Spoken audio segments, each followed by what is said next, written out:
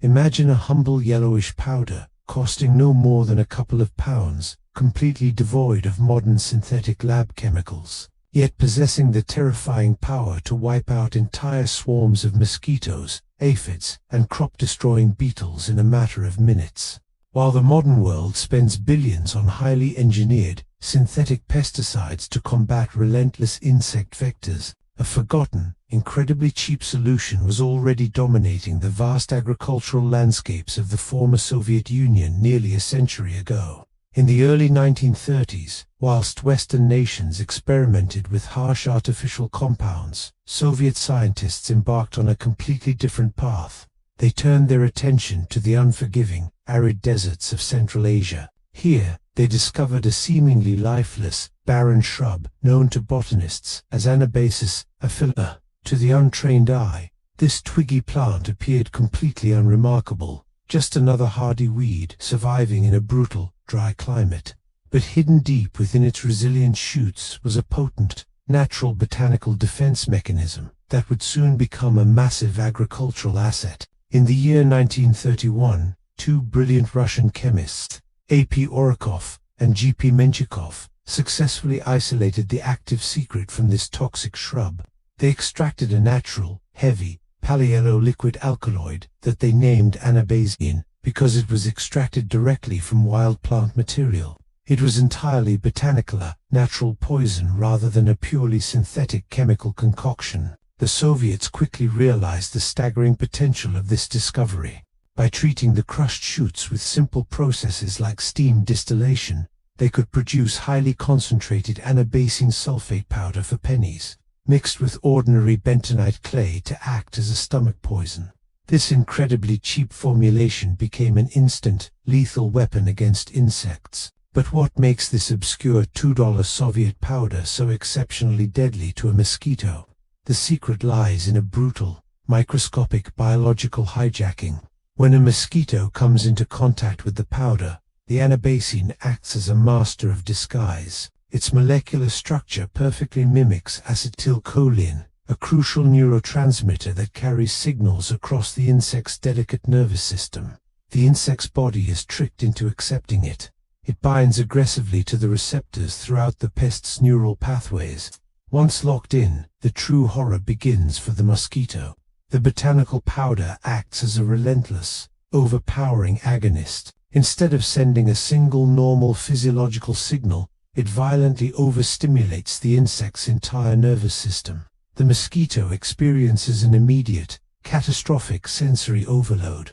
This systemic shock leads to uncontrollable tremors, violent muscle convulsions, and eventually, a rapid and total paralysis. Within moments, the mosquito drops from the sky, its nervous system completely burnt out by a purely natural, botanical compound. For decades, from the 1930s through to the 1970s, this incredibly cheap powder was sprayed across vast swathes of Soviet territory. It offered rapid knockdown effects, devastating insect populations while avoiding the long-term persistence of modern synthetics, as it would naturally break down under sunlight and volatile outdoor conditions. Yet, if this natural powder was capable of such biological destruction without synthetic manufacturing, a major and chilling question remains. What exactly happens when a human or a larger animal is unknowingly exposed to this incredibly potent Central Asian shrub? And why did this miracle Soviet powder ultimately vanish from the global market? You might reasonably assume that a purely natural, botanical extract would be a safe, eco-friendly miracle. But the Soviet scientists quickly discovered that their incredibly cheap mosquito-killing powder harbored a dark, indiscriminate power. What annihilated a microscopic insect in seconds could easily bring a much larger, complex creature to a brutal and agonizing end. The terrifying reality of Anabasin is that it does not distinguish between a pest and a mammal. In the unforgiving deserts of Central Asia, the true danger of these Anabasin-rich shrubs became glaringly obvious to nomadic herders, grazing livestock, such as camels and sheep, that unknowingly ingested the toxic plant material were subjected to sudden, massive neurotoxic shocks, because the compound overstimulates the nicotinic acetylcholine receptors. The animals experienced violent tremors and uncontrollable convulsions. Within a short window, the overstimulation led to a complete depolarization block, resulting in fatal respiratory paralysis. But what exactly happens when a human being is acutely exposed to this potent alkaloid? The physical descent into poisoning is swift and merciless. Initial acute exposure manifests as intense nausea, vomiting, abdominal pain, a racing tachycardia, and dangerously high hypertension. As anabasine aggressively hijacks the nervous system, the victim experiences severe dizziness, tremors, and violent seizures. Ultimately, the poisoning can progress to a deep coma or outright death from respiratory failure due to profound central nervous system depression. Anabasine is demonstrably more lethal than nicotine. The minimal fatal dose in rabbits is a mere 3 milligrams per kilogram. Yet, the horror of this obscure Soviet powder did not end with immediate, acute poisoning. It was discovered to be a potent chilling studies revealed that exposing pregnant swine to small doses induced severe congenital defects, including cleft palates in the offspring. Furthermore, the chemical itself was highly unstable. In pure liquid form, it is susceptible to degradation from light, air, and heat. When exposed to moisture, it breaks down and off-gases toxic fumes, including deadly carbon monoxide and nitrogen oxides. To stabilize it, the Soviets converted it into a sulfate salt, mixing it with bentonite clay to create a deadly stomach poison. Despite these glaring dangers, the Soviet Union aggressively deployed anabasine sulfate across its vast territories from the 1930s to the 1970s. But why did this penny-pinching weapon completely vanish? And how did its blueprint give birth to a multi-billion-dollar synthetic industry today? Welcome back to the strange and deadly history of anabasine. We left off with a terrifying question. How did a highly toxic, forgotten Soviet powder secretly inspire a modern, multi-billion-dollar agricultural empire? By the 1970s, the Soviet Union's heavy reliance on this brutal botanical powder finally began to collapse. The sheer danger it posed to agricultural workers, livestock, and developing foetuses could simply no longer be ignored. Furthermore, the raw chemical was deeply unstable, breaking down under heat or moisture to release highly toxic fumes like carbon monoxide and nitrogen oxides. But the global scientific community did not just throw this deadly formula away. Instead, they studied its lethal biological mechanism. Chemists closely mapped the unique molecular blueprint of the anabasine molecule, focusing on its bicyclic structure comprised of a pyridine and piperidine ring. They understood that its ability to aggressively bind to nicotinic acetylcholine receptors was an absolute masterclass in insect destruction. This ancient, natural blueprint became the exact foundation for a brand new class of highly engineered, artificial chemicals known as neonicotinoid insecticides. Chemists in the laboratory successfully synthesized modern analogues based on this structure, most notably a hugely successful compound named imidazole. These new neonicotinoids possessed the terrifying, rapid knockdown power of the original Soviet powder, but with one crucial, highly profitable upgrade. They were engineered to provide far greater specificity to insect nervous systems, vastly reducing the immediate, indiscriminate toxicity to mammals. The $2 natural powder quietly vanished into obscurity, while its synthetic children went on to conquer the global agricultural market. However, this deadly Central Asian shrub was not entirely finished with humanity. Decades later, anabasine made a completely unexpected and highly secretive return. Instead of being sprayed from crop dusters, it became a microscopic detective in the world of modern medicine. Anabasine naturally occurs in trace amounts within common tobacco, making up just 0.01 to 0.02% of the dry leaf weight. When a person smokes a cigarette, their body inevitably absorbs this minor alkaloid, alongside the much higher doses of nicotine. Crucially, however, anabasine is completely absent from modern nicotine replacement therapies, such as therapeutic patches or chewing gums. Medical researchers realized they could use liquid chromatography tandem mass spectrometry to hunt for traces of urinary anabasine. If toxicologists found levels exceeding 2 nanograms per milliliter, it was undeniable proof of recent, active tobacco consumption. Almost overnight, this obscure Soviet poison transformed into the ultimate biological marker, allowing doctors to expose smokers hiding their habits before major surgeries. The story of anabazine is a bizarre journey from a deadly desert weed to a mass-produced Soviet insecticide, to the father of modern pesticides. But the strangest and most hopeful chapter of this story is only just beginning. Scientists are now asking a seemingly impossible question. Could the very mechanism that triggers seizures and death actually hold the key to treating one of humanity's most debilitating neurological conditions? Welcome to the final chapter of our journey. We have seen how a $2 Soviet powder decimated mosquito populations, only to be banned for its terrifying, indiscriminate toxicity.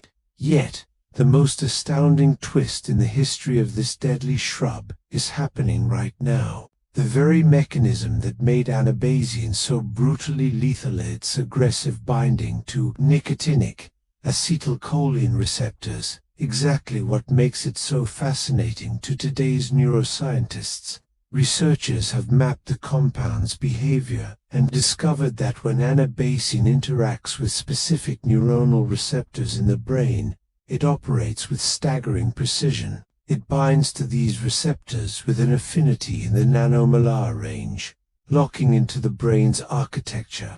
But instead of causing deadly overstimulation, microscopic interactions with these receptors stimulate a highly specific release of dopamine in the brain's striatum. Why is this localized dopamine release so critical? Because the catastrophic loss of dopamine-producing neurons is the primary driver of Parkinson's disease. In preliminary investigations using superfused rat brain slice models, scientists have demonstrated that anabazine evokes a significant efflux of dopamine. Furthermore, in laboratory models for Parkinson's, anabazine has been shown to positively influence mitochondrial function in a manner remarkably similar to nicotine. This suggests that the alkaloid does not just mask symptoms, but might actually possess neuroprotective effects, shielding delicate brain cells. Pharmacologists are using its unique bicyclic molecular structure, pyridine ring linked to a piperidine ring, as a master blueprint to design brand new therapeutic drugs. Modern synthetic derivatives, inspired by this Soviet poison, are showing promise as powerful analgesics and even for profound cognitive enhancement, while the raw compound remains far too dangerous for clinical elites. Minimal fatal dose is a mere 3 milligrams per kilogram. Its architecture is indispensable. In the early 1930s, this barren weed was transformed into a dirt-cheap insecticide, raining down on Soviet agricultural fields for decades, wiping out pests like mosquitoes and aphids with ruthless efficiency. Its indiscriminate lethality eventually forced it out of the global market. Its trace presence in common tobacco, just 0.01 to 0.02%, transformed it into the ultimate biological marker for modern doctors. This forgotten toxic extract might provide the foundational blueprint for curing some of humanity's most heartbreaking neurological diseases. The ultimate Soviet weapon against the mosquito has officially evolved into a microscopic medical marvel. Welcome to the final, hidden secret of the $2 Soviet powder. We have marveled at its deadly history, its catastrophic side effects, and its sudden rebirth as a modern medical marvel. But throughout this entire century-long saga, we have entirely overlooked the most astonishing character in the story, the microscopic, highly aggressive underground factory that actually manufactures this poison. While Soviet scientists originally extracted this lethal compound from the barren Anabosis aphylla shrub in Central Asia, this exact toxic blueprint is actively being deployed right now by a highly invasive weed known as Nicotiana glauca, or tree tobacco. native to South America but widely naturalized across the globe. This plant does not just contain trace amounts of the toxin. Anabasine is actually its predominant alkaloid, accumulating at levels up to 0.5% in its leaves. But the true horror and genius of this botanical weapon is how it is actually created. The poison is not born in the leaves where the insects attack. It is forged deep underground, within the plant's root system, before being pumped upwards. To build this neurotoxin, the plant operates a microscopic chemical weapons factory that rivals any modern laboratory. It begins with L-lysine, a simple amino acid. Through a brutal enzymatic process catalyzed by lysine decarboxylase, the plant strips away a carbon dioxide molecule to produce cadaverine, a foul-smelling compound notoriously associated with rotting flesh. This cadaverine is then aggressively oxidized by primary amine oxidase into 5-amino, which spontaneously forces itself into a ring structure known as delta-1-piperidine. What makes this so brilliant is that it completely bypasses the standard polyamine pathway that common tobacco uses to make nicotine. Simultaneously, on a completely separate assembly line, the plant harvests another amino acid, aspartate, and transforms it through multiple violent chemical steps into a pyridine ring. Finally, specialized BBL enzymes act as molecular welders, violently smashing the piperidine ring and the pyridine ring directly together to form the finished anabasine molecule. What is truly terrifying is that this underground factory is highly intelligent. The plant does not just passively produce this poison. It uses it as a dynamic, aggressive defense mechanism. When the plant senses it is under attack or experiences physical wounding, it triggers chemical alarm signals, specifically using a molecule called methyl jasmonate. This instantly upregulates the production lines, enhancing the flux through the pathway and flooding the plant's tissues with anabasine to paralyze whatever is consuming it. For nearly a century, human scientists have desperately tried to outsmart this humble weed. The American chemist C.R. Smith achieved the first total artificial synthesis of anabasine in 1930, predating the Soviets' natural isolation of the chemical. Yet, human engineers face a massive, embarrassing problem. When a laboratory synthesizes anabasine, it typically yields a racemic mixture, a chaotic 50-50th blend of both the right-handed and left-handed versions of the molecule. The weed, however, effortlessly and exclusively produces the pure, naturally lethal S-enantiomer every single time. To perfectly replicate nature's exact left-handed molecule, modern chemists must employ incredibly complex chemical gymnastics. They must use highly reactive, dangerous reagents like lithium diisopropylamide, plunge the laboratory environment to a freezing -78°C, and utilize wildly expensive chiral catalysts. Even with all this effort, human laboratories face massive scalability issues due to the sheer cost and extreme low temperature requirements, limiting artificial production to tiny analytical scales. Ultimately, the story of this obscure $2 powder is a humbling reminder of nature's sheer, unparalleled power. In the 1930s, the Soviets realized that the cheapest, most devastating way to annihilate a mosquito was simply to borrow a recipe written by the dirt. Today, as we look toward this exact same molecule to potentially cure Parkinson's disease, we are forced to admit that the greatest chemical engineer on the planet is not a human in a white coat.